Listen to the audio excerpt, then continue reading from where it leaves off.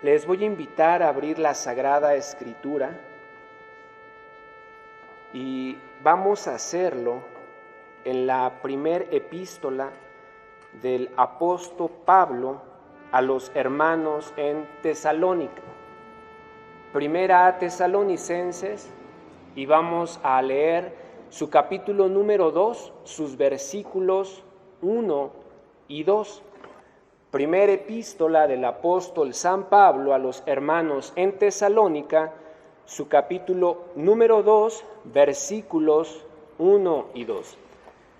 En el nombre del Padre, del Hijo y del Espíritu Santo, su palabra dice así: Porque vosotros mismos sabéis, hermanos, que nuestra visita a vosotros no resultó vana, pues habiendo antes padecido y sido ultrajados en Filipos, como sabéis, tuvimos denuedo en nuestro Dios para anunciaros el Evangelio de Dios en medio de gran oposición.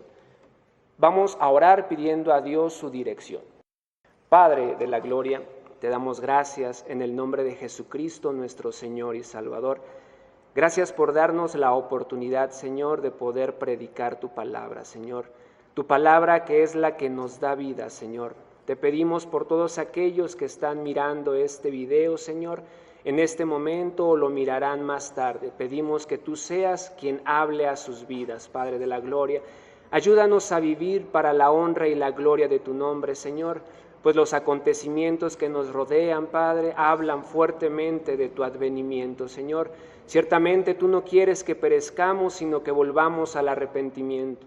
Pedimos la guía de tu Santo Espíritu, pues sabemos que tú a través de él eres quien nos convence de pecado, de justicia y de juicio. Te lo pedimos, Padre, en el nombre de Jesucristo, Señor y Salvador nuestro. Amén. Amada Iglesia del Señor, amada persona que nos ve,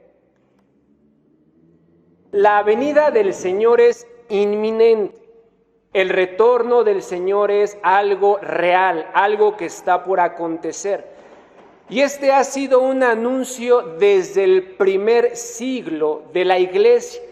Desde que Cristo murió aproximadamente en el año 33, se ha anunciado que el Señor regresará, que el retorno del Señor está cerca.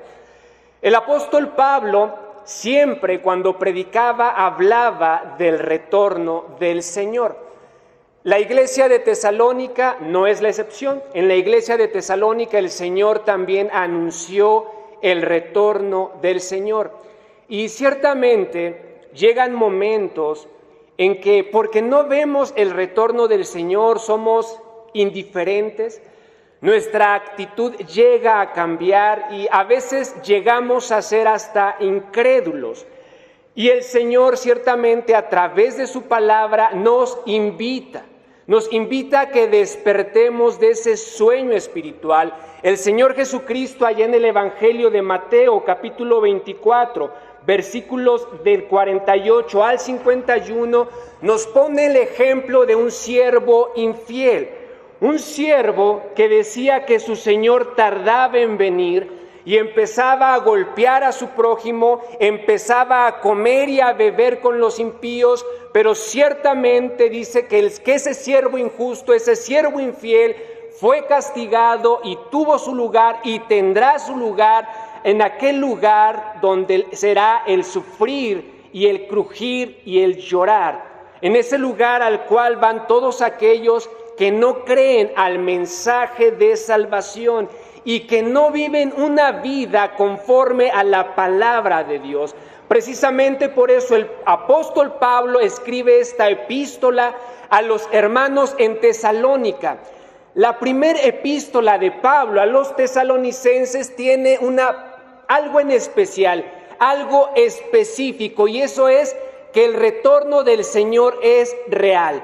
En cada capítulo, en su capítulo número 1, en su capítulo número 2, 3, 4 y 5, usted encontrará menciones que el apóstol Pablo hace respecto a que el Señor viene. Los versículos 9 y 10 del capítulo 1 terminaron diciendo que los hermanos en Tesalónica dejaron sus ídolos y se volvieron al Dios vivo y verdadero para servirle y esperar a su Hijo de los cielos, al cual resucitó de los muertos, a Jesús, quien nos libra de la ira venidera. Es lo que dice el apóstol Pablo en su capítulo número 1, versículos 9 y 10. Los hermanos en Tesalónica creyeron al Evangelio y esta parte de creer los llevó a trabajar en la obra del Señor. Y es precisamente por eso en el capítulo 2 les habla sobre cuál debe de ser una actitud de un creyente que espera el retorno de su Señor. Del versículo 2 del capítulo 1, del versículo 1 al versículo 12, veremos qué cualidades tienen los que esperan al Señor. Y así se llama este mensaje: los que esperan al Señor. Del versículo 1 al versículo 12 del capítulo 2 veremos 4 porqués. ¿Por qué es una causa? Es una razón. El primer porqué. Los que esperan al Señor Jesús, en el primer porqué que nos basaremos del versículo 1 al 2, veremos que los que esperan al Señor sirven a Dios con determinación. Los que esperan al Señor, usted y yo, que esperamos al Señor, el primer porqué de los versículos 1 al 2 nos hablan que sirven a Dios con determinación, con valor. Los versículos 2 y 3 y 4 nos hablan del segundo porqué, la segunda razón de por qué usted y yo, que hemos creído en el Señor, esperamos su retorno. Y eso es porque entonces nosotros buscamos ser aprobados por Dios. Los que esperamos el retorno del Señor, en segundo lugar veremos que buscamos ser aprobados por Dios. El tercer punto, basándose en el tercer porqué, del versículo 5 al 8, veremos que los que esperan el retorno, el regreso del Señor, se conducen sin avaricia. Los que esperan al Señor se conducen en su peregrinar en esta vida sin avaricia. Y el tercer porqué, que el apóstol Pablo del versículo 9 al 12 nos hace un resumen de los tres primeros porqué, veremos que los que esperan al Señor viven piamente. Viven piamente, es decir, viven piadosamente. Hoy, con la ayuda de Dios, solamente veremos el primer punto. Y si Dios lo permite, iremos viendo el punto número 2, el punto número 3 y el punto número 4. Los que esperan al Señor. En primer punto, basándonos en el capítulo 2, versículos 1 y 2, sirven al Señor con determinación. Sirven a Dios con determinación. Y eso lo vemos en el versículo número 2 de la palabra del Señor. Dice así: pues habiendo antes padecido y sido ultrajados en Filipos, como sabéis, tuvimos denuedo en nuestro Dios para anunciaros el Evangelio de Dios en medio de gran oposición. El apóstol Pablo, Silas y Timoteo tuvieron denuedo en Dios, y la palabra denuedo viene del griego parresiasomai, que quiere decir ser franco en palabra o confiado en espíritu y presencia. Ser franco en palabra, es decir, no duda nada. La persona se para franca y habla la palabra. O es una persona, también quiere decir esta palabra griega, que es una persona confiada espiritualmente y en presencia. En espíritu y cuerpo la persona está confiando en Dios, porque dijo el apóstol, tuvimos denuedo en nuestro Dios. Los que esperamos a Dios, servimos a Dios con determinación, con valentía. La palabra determinación es un sinónimo de denuedo. Y la palabra determinación dice la Real Academia que es decidir algo, despejar la incertidumbre sobre algo. Cuando alguien toma una determinación, ha decidido algo, ha despejado toda incertidumbre sobre esa cosa, sobre esa decisión que ha tomado, y él sigue adelante sin detenerse. Poder tomar la determinación de seguir a Dios no es fácil. Y podría decir, es imposible. Nadie puede seguir a Dios por sí mismo. Necesitamos el Espíritu Santo en nuestra vida para poder tener este denuedo, para poder seguir a Dios, porque seguir a Cristo significa morir. El Señor Jesucristo lo dijo: el que quiera seguir en pos de mí, niéguese a sí mismo, tome su cruz y sígame. La cruz significa muerte. En el siglo I, en el Imperio Romano, la cruz significaba muerte. El Señor Jesucristo, quieren venir en pos de mí, tienen que morir. Tienen que morir a sus deseos, tienen que morir a sus pasiones terrenales, tienen que morir a este mundo. Necesitamos que haya un cambio en nuestra manera de pensar, de sentir y de actuar. Si no tenemos un cambio en estos aspectos, no podremos tener la determinación de seguir a Dios. Debemos cambiar nuestra manera de pensar. Y esto solo es posible a través del Espíritu Santo. Porque el Espíritu Santo es quien nos convence de pecado, de justicia y de juicio. El Espíritu Santo es quien a través de su palabra nos dice los atributos de Dios. Dios es eterno, Dios es espíritu, Dios es inmutable, Dios es omnisciente, omnipresente, omnipotente. Dios es santo, Dios está lleno de amor, lleno de justicia, lleno de paz. Solamente cuando el Espíritu Santo nos convence de esos atributos de Dios a través de su palabra, nosotros podemos tomar la determinación de seguir a Dios, de seguir a Cristo. Así como lo hizo el apóstol Pablo, Silas y Timoteo. Así como lo hizo la iglesia en Tesalónica. El capítulo número 1 nos habla. El apóstol Pablo daba gracias a Dios en el versículo 3 del capítulo 1, porque la iglesia en Tesalónica era una iglesia llena de fe. Era una iglesia llena de amor. Y era una iglesia llena de esperanza.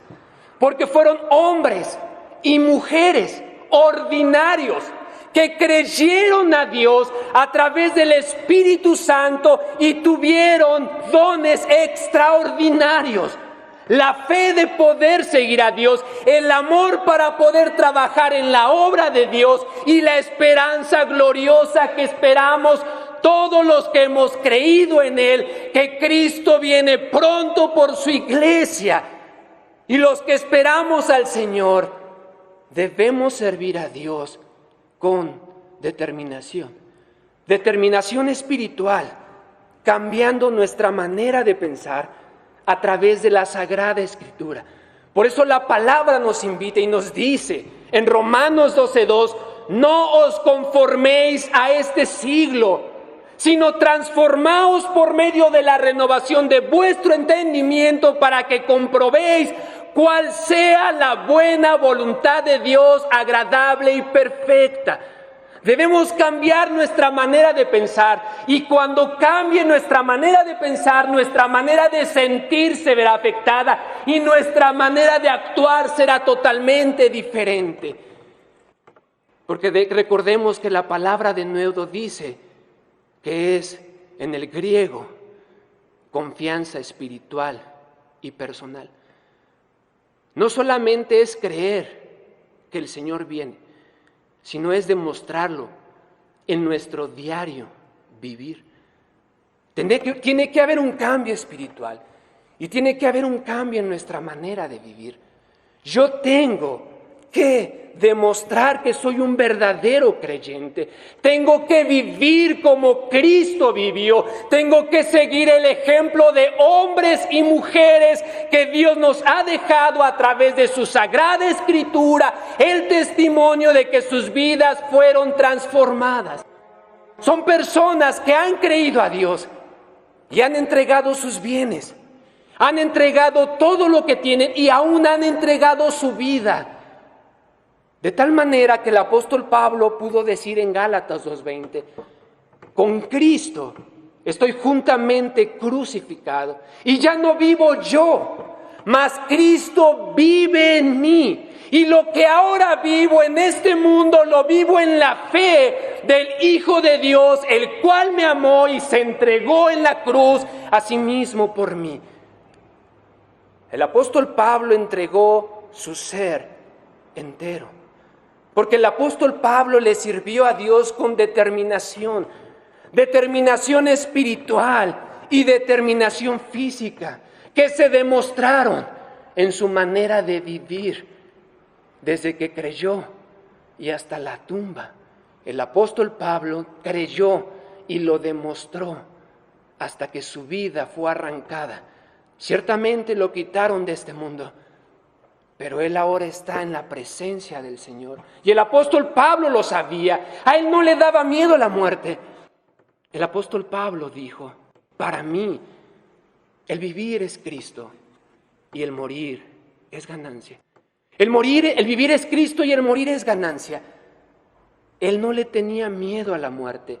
La muerte era lo mejor que le podía y le pudo pasar al apóstol Pablo, y es lo mejor que le puede pasar a usted y a mí, que esperamos el retorno de nuestro Dios, solamente que sirvámosle a Dios con determinación espiritual y determinación física.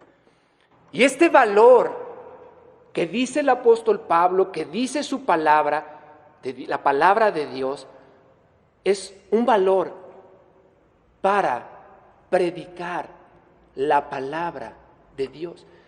El apóstol Pablo y Silas, que fueron encarcelados en Filipos, antes de llegar a Tesalónica, ellos venían de Filipos, de haber sido azotados, de haber sido encarcelados. Por eso el versículo 2 habla de Filipos. Los tesalonicenses sabían la manera en que llegó el apóstol Pablo y Silas. Y aún así, tuvieron denuedo en Dios para predicar el evangelio. El valor, la determinación que Dios nos da a través de su Espíritu Santo tiene una sola finalidad, y esa es predicar el evangelio. Es lo que dice el versículo 2. Pues habiendo antes padecido y sido ultrajados en Filipos, como sabéis, tuvimos denuedo en nuestro Dios para anunciar el evangelio de Dios. El valor, la capacidad de seguir adelante que Dios nos da a través de su Espíritu Santo y la renovación de nuestro entendimiento, escudriñando las Escrituras, es para predicar el evangelio. Porque el evangelio es poder de Dios para salvación a todo aquel que cree. Eso es el evangelio, poder de Dios para salvación. Y es que el evangelio son buenas noticias. No puede haber buena noticia sin una mala noticia. La mala noticia es que el pecado nos ha separado de Dios.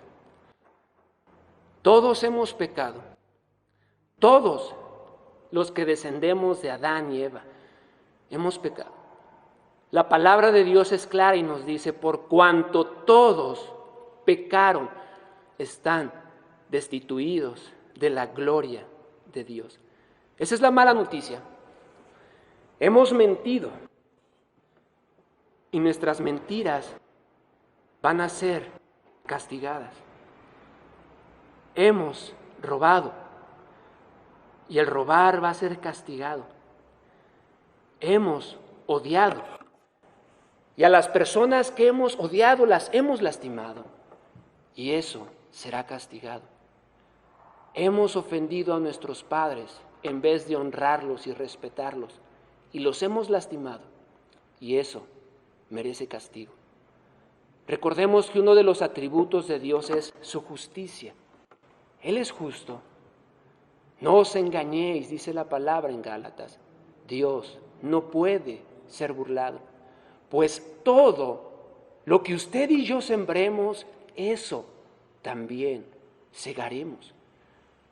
Hemos mentido, hemos odiado, hemos deshonrado a nuestros padres, hemos blasfemado de diferentes maneras el nombre de Dios y todo eso merece un justo juicio. Esa es la mala noticia. Todos estamos destituidos de la gloria de Dios. Pero el Evangelio son buenas noticias. Buenas noticias porque la justa ira de Dios recayó sobre Cristo en la cruz del Calvario. Mas el justo, el santo, fue herido por sus rebeliones y por las mías, molido por sus culpas y por las mías. El castigo de su paz y de mi paz fue sobre él, y por su llaga usted y yo somos curados. Esas son las buenas noticias. Para eso Dios quiere y nos da de su Espíritu Santo. El Evangelio es poder de Dios para salvación, no para enriquecerse, no para tener una casa lujosa, no para tener un auto último modelo, no para tener piscinas y viajes, no. El Evangelio es poder de Dios para salvación. Todos estamos destituidos de la gloria de Dios porque pecamos. Pero Dios muestra su amor para con nosotros en que aún usted y yo, siendo pecadores, Cristo murió por nosotros. Esa es la buena noticia. Y esa es la buena noticia que debemos predicar y anunciar. Solamente que debemos estar conscientes que predicar el Evangelio de Dios presentará oposición. Predicar el Evangelio presenta oposición. Y es lo que dice el final del versículo 2. Dice que tuvieron denuedo en Dios para anunciaros el Evangelio de Dios en medio de gran oposición. Amada hermano, amada hermana, amada persona, déjeme decirle una cosa. Predicar el Evangelio no será fácil. Va a haber oposición. Y eso no es nuevo. La oposición al Evangelio se ha presentado desde la caída en Adán y Eva. Desde la caída y hasta el retorno del Señor, el Evangelio presentará oposición. Tenemos grandes siervos de Dios. Noé, se burlaban de él, pero él creyó en Dios. Abraham, José, hijo de Jacob, Esther, Gedeón, Juan el Bautista, el apóstol Pablo, grandes siervos de Dios, nos mostraron que predicar el Evangelio presentará oposición, no será fácil. El mismo Señor Jesucristo, siendo Dios, encarnándose y viniendo a la tierra para salvarle a usted y a mí, la predicación del Evangelio presentó oposición. Le llamaron loco, le llamaron endemoniado, se burlaban de él al grado y lo odiaron al grado de llevarlo a la cruz, creyendo que en la cruz todo estaba terminado. Pero después de la cruz empezaba la sexta dispensación, la dispensación de la gracia, en la cual hoy estamos, una gracia, un favor inmerecido. Dios murió por nosotros para salvarle a usted y a mí. Y esto es a través de la predicación del Evangelio. Amado hermano, si usted está esperando al Señor, sirva a Dios con determinación. Determinación espiritual y física. Determinación no para otra cosa, sino para predicar el Evangelio. El Evangelio que es poder de Dios para salvación y un Evangelio que presentará grande oposición, lo dice la palabra de Dios. Pero también en tercer punto o en tercer inciso, el inciso C, el último inciso, los que esperamos el regreso del Señor, sabemos que el servicio a Dios no es en vano. Los que servimos a Dios sabemos que el servicio no es en vano. Y es lo que nos dice el versículo 1 del capítulo 2. Dice la palabra del Señor: porque vosotros mismos sabéis, hermanos, que nuestra visita a vosotros no resultó vana. Amados hermanos, amada persona, el servicio que realizamos con determinación al Señor no es en vano. No es en vano porque muchas vidas serán transformadas. Personas que adoraban ídolos, personas que adoraban a Dios de una manera incorrecta. Porque cuando usted y yo no adoramos a Dios en base a las Sagradas Escrituras, somos idólatras. Porque estamos haciendo a Dios a una imagen nuestra y no estamos adorando al Dios verdadero. Por eso la predicación del Evangelio, el servicio con determinación a Dios no resulta en vano, porque la vida de las personas es transformada. Capítulo 1, versículo 9 de esta carta a los tesalonicenses dice: porque ellos mismos cuentan de nosotros la manera en que nos recibisteis y cómo os convertisteis de los ídolos a Dios para servir al Dios vivo y verdadero. El servicio que hacemos para la obra de Dios nunca será en vano. Por una persona que crea, valió predicar el Evangelio. Con una persona que crea, vale predicar el Evangelio. La vida de las personas es transformada. Nunca la palabra de Dios regresará a él vacía, antes bien hará lo que el Señor le mandó hacer. Prediquemos la palabra del Señor. Nunca regresará vacía. Las vidas serán transformadas. Y aún nosotros, los que predicamos la palabra de Dios, seremos alentados. Muchas veces viene desánimo a nuestras vidas. Usted sabe de qué le hablo. No es fácil andar por el camino del Señor. Y es que el Señor nos lo dijo: en el mundo tendréis aflicción, pero confiad, yo he vencido al mundo, vosotros venceréis en mi nombre. El apóstol Pablo lo dijo en su primer viaje misionero cuando fue a afirmar a las iglesias en Antioquía, Listra, Iconio y Derbe: es necesario que a través de muchas tribulaciones entremos en el reino de Dios. Multitud, diversidad de problemas y obstáculos se presentarán en nuestro día a día como peregrinos aquí en la tierra. Pero en esos momentos, si nosotros hemos decidido servir a Dios con determinación, no solamente la vida de las personas cambiará, sino que nuestra propia vida es transformada.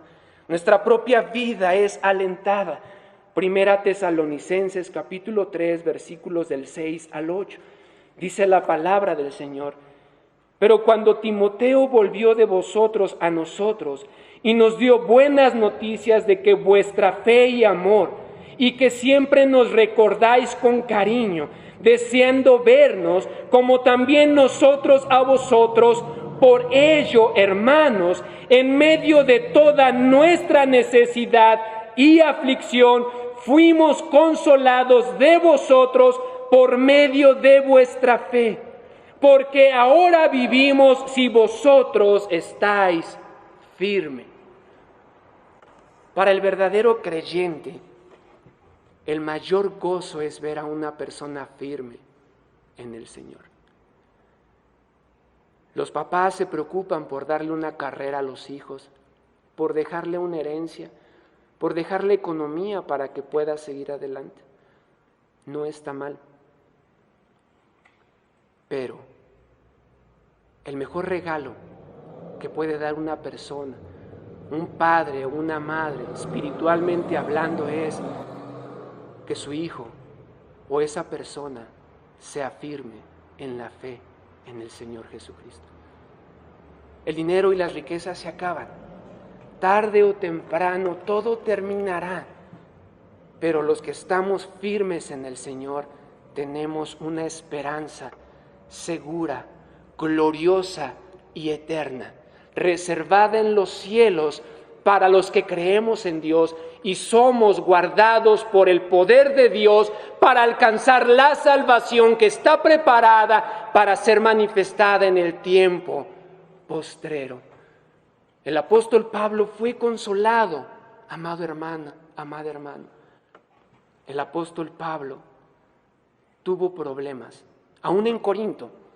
Esta carta se dice que la escribió en Corinto durante su segundo viaje misionero. El apóstol Pablo tenía miedo, ya no quería predicar el evangelio. Pero recuerden, cuando tenemos la determinación de servir a Dios, somos también consolados. Dios le dijo: no tengas miedo, no calles, sino habla, porque yo estoy contigo y nadie te podrá hacer mal, porque yo tengo mucho pueblo en esta ciudad. Dios promete y Dios está con nosotros. Cristo prometió: yo estaré con vosotros hasta el fin del mundo. Somos consolados a través de los creyentes y somos consolados directamente por Dios a través de su Espíritu Santo. Los jóvenes caminan y se cansan, pero los que esperamos en Dios tendremos nuevas fuerzas. Caminaremos y no nos cansaremos. Tendremos nuevas fuerzas y tendremos tendremos alas y volaremos como las águilas. Por eso, amada persona, amada hermano, amada hermana, si usted está esperando en Dios, la palabra de Dios nos dice que tenemos que hacerlo sirviendo a Dios con determinación. Determinación espiritual y física. Determinación para predicar el evangelio. Y el servicio a Dios con determinación no es en vano. Amada persona, la situación que estamos viviendo no debe atemorizarnos. Los que esperamos al Señor, le servimos con determinación. Vamos a orar un momento, porque la palabra del Señor haga lo que tenga que hacer en su vida. Transforme su vida, le ayude a vivir correctamente delante de Dios. Ponga todo su ser al servicio de Dios. ¿Qué va a pasar si el Señor hoy viene? ¿Qué ha hecho por el Señor? ¿Está listo para entregarle cuentas a Dios? Recuerde, uno de los atributos de Dios es que Él es justo y Él juzgará con justicia. Pero la palabra que nos anima y nos exhorta, nos pide que si esperamos al Señor, le sirvamos con determinación. Oremos. Padre eterno, te damos gracias, Dios de la gloria, pues ciertamente tú nos hablas en todo tiempo y en todo momento, Señor. Tú no quieres que ninguno nos perdamos, sino que todos procedamos al arrepentimiento. Necesitamos tu guía, Padre de la gloria. Apartados de ti nada podremos hacer, Señor. Es imposible tomar la cruz y tu Espíritu Santo no está en nosotros, Señor. Pedimos, Padre, nos ayudes a poner atención a tu llamado, Dios de la gloria. Que en estos momentos de incertidumbre, si alguna persona que nos está viendo tiene miedo, Dios de la gloria, tu Espíritu Santo venga a confirmarlo, Señor. No hay ningún temor, Padre, porque el verdadero amor echa fuera el temor, porque tú estás con nosotros, Padre.